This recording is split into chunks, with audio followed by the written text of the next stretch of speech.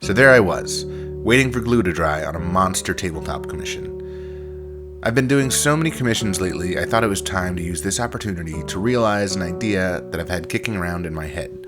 This is a story about that. The concept of putting two live edges opposing each other isn't a new one, but I wanted to do it a little differently. I started with a small 8/4 slab of walnut for my collection. I found an interesting curve in the piece, and I marked a straight line and squared another line to that and used a circular saw to cut it to rough length. At the bandsaw, I ripped the slab down my straight line and set half of the slab back in my pile for another time.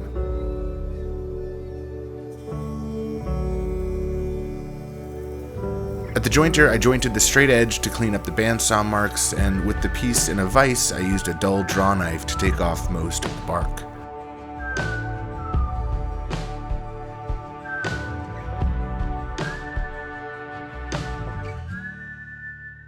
Then I resawed the piece in half like I would if I were making a book match. Instead of book matching them though, I flipped one piece end for end and opposed the two live edges.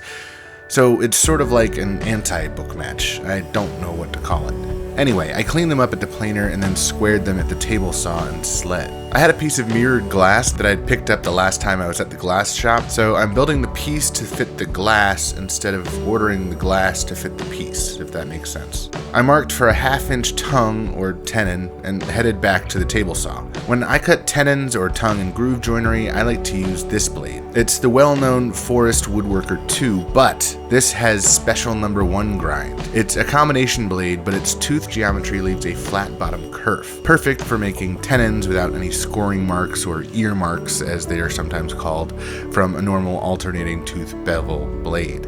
With my tongues cut, I needed to make a giant rabbet on the back for the glass to sit in. Since I already had this blade installed, I thought it wouldn't take too long to make a pass, move the fence over an eighth, make another pass, etc. I was wrong. It took a long time. I should have put a dado stack in and made fast work of it, but I achieved my goal in the end.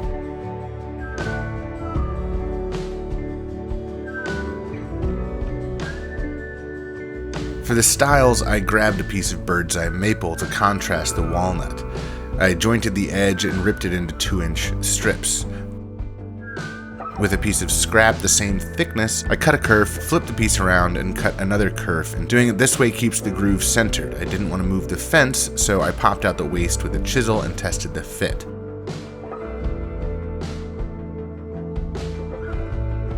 Too tight. I moved my fence over a little at a time until I had a good fit. Then I ran my real work pieces through.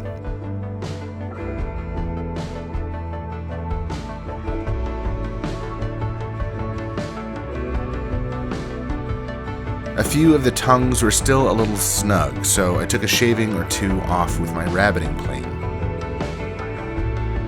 Once I had a nice snug fit, before I glued it all up, I needed to turn part of the groove on the stiles into rabbets to fit the glass. I did this with the trim router and edge guide, finishing up the cut with a chisel so I didn't have the waste piece coming into contact with a spinning router bit on an exit. Safety first.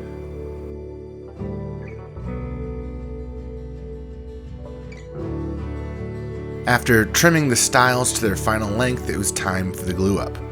I've been using Titebond 3 lately for its longer open time, and getting these pieces to fit together just right was paramount since I had already had the piece of glass cut, so I wanted to make sure the rabbets all lined up nice and square.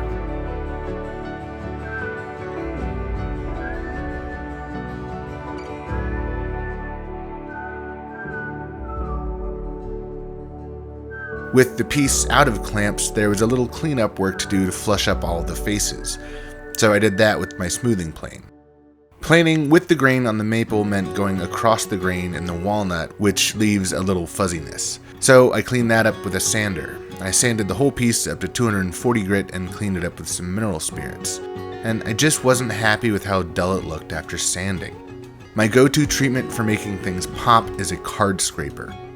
Card scrapers are amazing, and I intentionally left this clip long to show me rolling a hook on the card in real time. If you haven't tried a card scraper, I highly encourage you to do so. You'll thank me.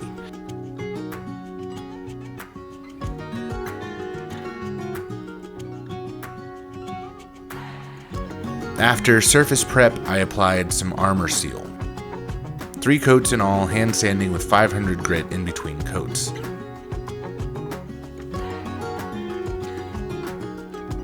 When it was time to set the glass, I ran a bead of silicone all the way around the rabbet, then nailed in some brads behind the glass. I'm a belt and suspenders kind of guy.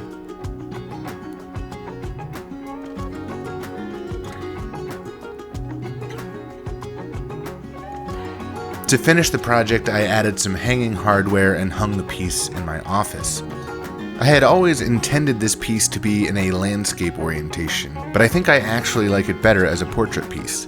It felt really good to do a piece like this while my shop was otherwise occupied. I was actually going to put this piece up for sale on my website, but someone following along on Instagram bought the piece before it was finished. So if you're not following me there and you'd be interested in a piece like this, that's where you can follow along with my day-to-day.